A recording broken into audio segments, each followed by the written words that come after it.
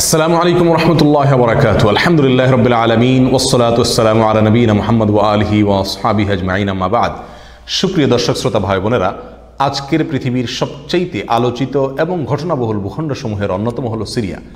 একজন মুসলমানের কাছে মক্কা এবং মদিনার পরে তৃতীয় সবচেয়ে গুরুত্বপূর্ণ এবং পবিত্রতম ভূখণ্ড হলো সিরিয়া। কারণ রাসূল করিম সাল্লাল্লাহু আলাইহি সাল্লামের বহু তাৎপর্যপূর্ণ ভবিষ্যৎবাণী রয়েছে সিরিয়াকে কেন্দ্র করে। আজকের সিরিয়ার প্রাচীন এবং ঐতিহাসিক নাম ছিল শাম। এই শামকে কেন্দ্র করে যতগুলো বর্ণনা হাদিসের কিতাবসমূহে পাওয়া যায়, সেই শামের সীমানা অবশ্য আজকের সিরিয়া থেকে বেশ খানিকটা বিস্তৃত এবং বড় ছিল। সিরিয়া, জর্ডান, ফিলিস্তিন এবং লেবানন এই দেশগুলো মিলে ছিল তখনকার শাম। অবশ্য তখনকার শামের সবচেয়ে প্রধান এবং বড় অংশ যেহেতু আজকের সিরিয়ায়, সেই জন্য সিরিয়াকেই সাধারণত শাম বলা হয়। শাম বা সিরিয়ার প্রধান এবং অন্যতম বৈশিষ্ট্য হলো যুগে যুগে আল্লাহ সুবহানাহু ওয়া তাআলার পক্ষ থেকে বিভিন্ন নবী রাসূল যে সারা পৃথিবীতে এসেছেন, তাদের সবচেয়ে বড় অংশ এবং সবচেয়ে বেশি সংখ্যক নবী রাসূল এসেছেন এই শাম বা সিরিয়া। শাম বা সিরিয়া এটাই কিয়ামতের ময়দান হবে। কিয়ামতের দিন লোকেরা এখানেই সমবেত হতে থাকবে। এর বাইরেও শাম বা সিরিয়া প্রসঙ্গে রাসূল করিম সাল্লাল্লাহু আলাইহি সাল্লামের আরও অনেক গুরুত্বপূর্ণ মন্তব্য এবং বক্তব্য রয়েছে। সামান্য কয়েকটি বক্তব্য আজ আপনাদের সম্মুখে আমরা পেশ করতে চাই। তার মধ্যে এক নম্বর হলো সহিহ বুখারীতে বর্ণিত হয়েছে, নবী আলাইহিস সালাতু ওয়াস সালাম বলেছেন, লা তাযালু তায়ফাতুম মিন উম্মতি মানসুরিন লা ইয়াদুররুহুম মান খাযালাহুম হাত্তা তাকুমাস সাআ। অর্থাৎ আমার উম্মতের মধ্যে একটা বিশেষ শ্রেণী, বিশেষ কিছু লোক থাকবে, একটা দল থাকবে যারা সত্যের পক্ষে লড়াই করতে থাকবে, আল্লাহর সাহায্য তাদের সঙ্গে থাকবে এবং তারা এই সত্যের পক্ষের লড়াইকে অব্যাহত রাখবে কিয়ামত কায়েম হওয়া পর্যন্ত। তাদেরকে যারা পর্যদস্ত করতে চায়, অপমান করতে চায়, ক্ষতি করতে চায়, তাদের কেউই তাদের কোনো ক্ষতি করতে পারবে না।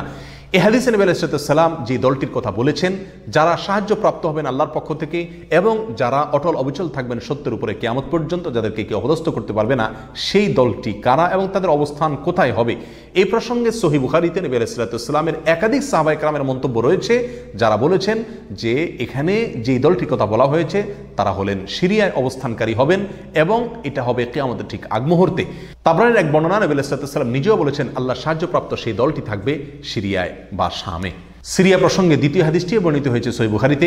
বিখ্যাত সাহাবী আব্দুল্লাহ ইবনে ওমর রাদিয়াল্লাহু তাআলা আনহু বলেছেন, রাসূল করিম সাল্লাল্লাহু আলাইহি ওয়াসাল্লাম ইরশাদ করেছেন, আল্লাহুম্মা বারিক লানা ফি শামিনা ওয়াফি ইয়ামানিনা, অর্থাৎ আল্লাহ আমাদের সিরিয়ায়, আমাদের ইয়ামানে আপনি বরকত দান করুন। এই কথা বলার পরে উপস্থিত লোকেরা বলল, ইয়া রাসূলুল্লাহ ওয়াফি নাজদিনা, আমাদের নজদেও আল্লাহ বরকত দান করুন, সেই দোয়া করুন আপনি। নবী আলাইহিস সালাম তাদের কথায় কর্ণপাত না করে আবারও বললেন, আল্লাহুম্মা বারিক লানা ফি শামিনা ওয়াফি ইয়ামানিনা। লোকেরা আবারও বললেন ওয়াফি নাজদিনা, আমাদের নজদেও। নবী আলাইহিস সালাম তখনও একই কথার পুনরাবৃত্তি করলেন এবং পরিশেষে বললেন, নাজদ সেই জায়গায় তো ফেতনা ফাসাদ হবে, সেখানে তো হত্যা মারামারি খুনাখুনি হবে, সেখানে তো ভূমিকম্প দেখা দিবে এবং সেখান থেকে তো শয়তানের শিং উত্থিত হবে, সেখান থেকে তো শয়তানের শিংয়ের আবির্ভাব ঘটবে, বের হবে। এখানে নাজদ বলতে কোন এলাকাকে বোঝানো হয়েছে, এই প্রসঙ্গে মুহাদ্দিসিনে কেরামের বেশিরভাগের মন্তব্য হলো নাজদ বলতে ইরাককে বোঝানো হয়েছে। নাজদ বলা হয় উঁচু অঞ্চলকে, আরবের বিভিন্ন অঞ্চলকে নাজদ বলা হয়। হেজাজ এটাকেও নাজদ বলা হয়, যেটা সৌদি আরবের ভিতরে, আর ইরাককেও নাজদ বলা হয়। সহিহ বুখারীর বিশ্ববিখ্যাত ব্যাখ্যাতা আল্লামা কিরমানী রাহিমাহুল্লাহ এবং আল্লামা খাত্তাবী রাহিমাহুল্লাহ এবং আল্লামা ইবনে আব্দুল বার রাহিমাহুল্লাহ সহ অনেক বড় বড় মুহাদ্দিসিনে কেরাম এবং হাদিসবিদগণ মন্তব্য করেছেন যে হাদিসের শেষ অংশে নবী আলাইহিস সালাম যে নাজদ প্রসঙ্গে মন্তব্য করেছেন, সেখানে নাজদ বলতে ইরাককে বোঝানো হয়েছে। হাদিসের সবচেয়ে বড় সমাহার কানজুল উম্মালে আবু নাঈমে বর্ণিত নবী আলাইহিস সালামের এক হাদিসে পরিষ্কারভাবে নবী আলাইহিস সালাম নিজেই বলে দিয়েছেন এখানে নাজদ বলতে ইরাককে বোঝানো হয়েছে।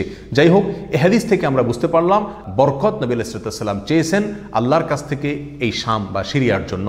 তাহলে এই শাম বা সিরিয়া এটা গুরুত্বপূর্ণ একটি জায়গা এবং নবী আলাইহিস সালামের কাছে খুবই প্রিয়, আল্লাহর কাছে খুবই তাৎপর্যপূর্ণ একটি ভূখণ্ড। তৃতীয়ত যে হাদিসটি আমরা এই প্রসঙ্গে পেশ করতে চাই, সেটি বর্ণিত হয়েছে সুনানে আবু দাউদে এবং মুসনাদে আহমদে। নবী আলাইহিস সালাম থেকে বর্ণনা করেছেন আব্দুল্লাহ ইবনে হাওয়ালা রাদিয়াল্লাহু তাআলা আনহু, তিনি বলেন যে রাসূল করিম সাল্লাল্লাহু আলাইহি ওয়াসাল্লাম আমাকে বলেছেন, দেখো যখন তুমি দেখবে যে খেলাফত পবিত্র ভূমিতে অবতরণ করেছে, নেমেছে, এসেছে, প্রতিষ্ঠিত হয়েছে, তখন তুমি ধরে নিবে যে কিয়ামত খুবই সন্নিকটে এসে গেছে। এ হাদিসে নবী আলাইহিস সালাম পবিত্র ভূমিতে যে খেলাফত অবতরণ করলে কিয়ামত নিকটবর্তী এটা বোঝা যাবে বলেছেন। এখানে পবিত্র ভূমি বলতে তিনি কি বুঝিয়েছেন, এই ব্যাখ্যা প্রসঙ্গে প্রায় সকল মুহাদ্দিসিনে কেরামের অভিমত হলো নবী আলাইহিস সালাম এখানে সিরিয়াকে বুঝিয়েছেন। আগে এবং পরের আলোচনাকে পর্যালোচনা করলে সেটাই পরিষ্কার হয়ে যায়। সিরিয়া প্রসঙ্গে চতুর্থ যে হাদিসটি আমরা পেশ করতে চাই, সেটি সুনান তিরমিজিতে বর্ণিত হয়েছে। সেই হাদিস থেকে বোঝা যায় নবী আলাইহিস সালাম সিরিয়াকে গোটা মুসলিম বিশ্বের জন্য হৃৎপিণ্ড হিসেবে অভিহিত করেছেন, মন্তব্য করেছেন। তিনি বলেছেন, সিরিয়ার লোকেরা যখন খারাপ হয়ে যাবে, মন্দ এবং খারাপ দিক যখন সিরিয়ার লোকদেরকে গ্রাস করবে, ছেয়ে যাবে, তখন তোমরা ধরে নিবে পৃথিবীর কোনো জায়গায় আর কোনো ভূখণ্ডে মুসলমানদের মধ্যে আর কোনো কল্যাণ অবশিষ্ট নেই। অর্থাৎ হৃৎপিণ্ডের মতো সিরিয়ার মানুষের মধ্যে যখন পচন ধরবে তখন গোটা দেহে, গোটা মুসলিম বিশ্বের মধ্যেই পচন তার আগেই ধরে গেছে, এটা পরিষ্কারভাবে বোঝা যাবে। এ হাদিস থেকেও সিরিয়া অত্যন্ত গুরুত্বপূর্ণ ভূখণ্ড, সেটা পরিষ্কারভাবে আমরা বুঝতে পারি।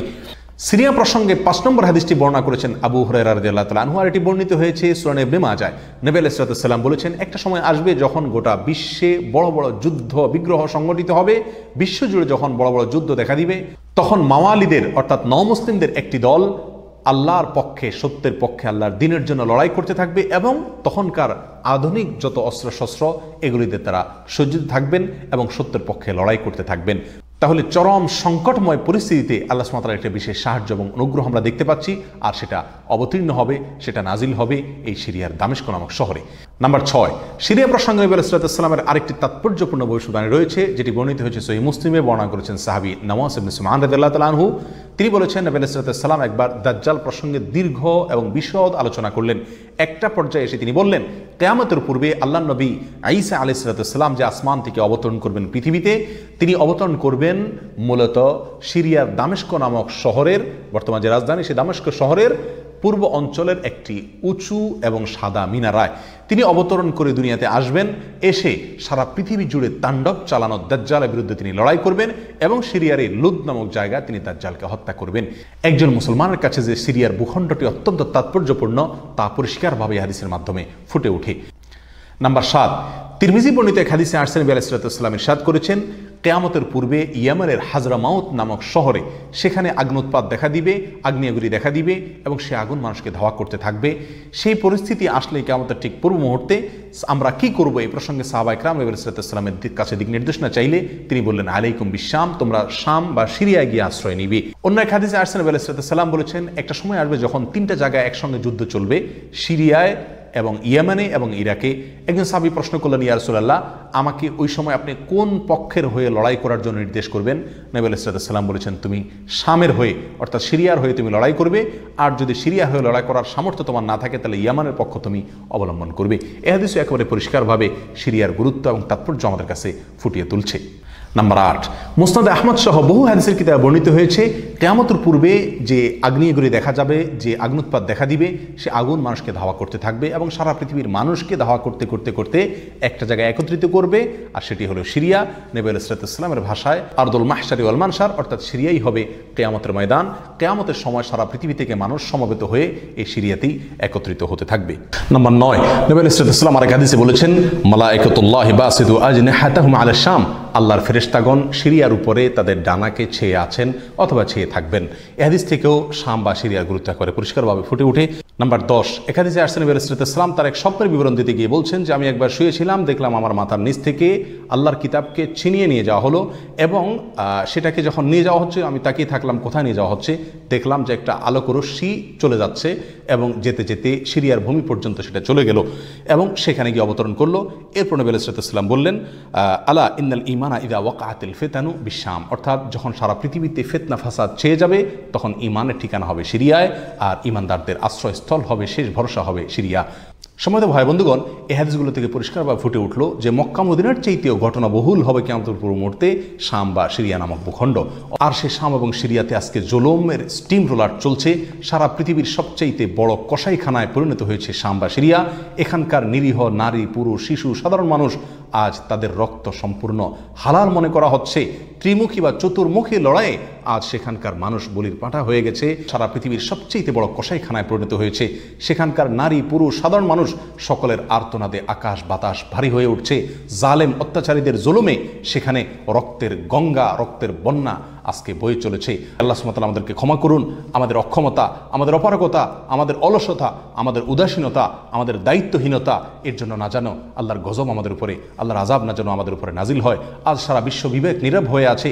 মুসলিম বিশ্ব পর্যন্ত নীরব দর্শকের ভূমিকা পালন করছে।